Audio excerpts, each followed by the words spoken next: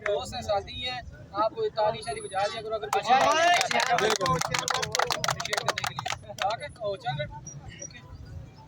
جی ایک اور دوست بھی گلگت بلتستان سے آئے ہیں جی اچھا ان سے پوچھتے ہیں جی ان کو ایسا کیا مسئلہ تھا کیا بیماری تھی اتنے دور سے یہ کیوں اٹھ کر آئے ہوں کیوں اس کو دے رہے ہیں السلام علیکم وعلیکم السلام کیونکہ عمران خان پاکستان کی واحد امید ہے کہ ہم سب نے مل کر عمران خان کو بچانا ہے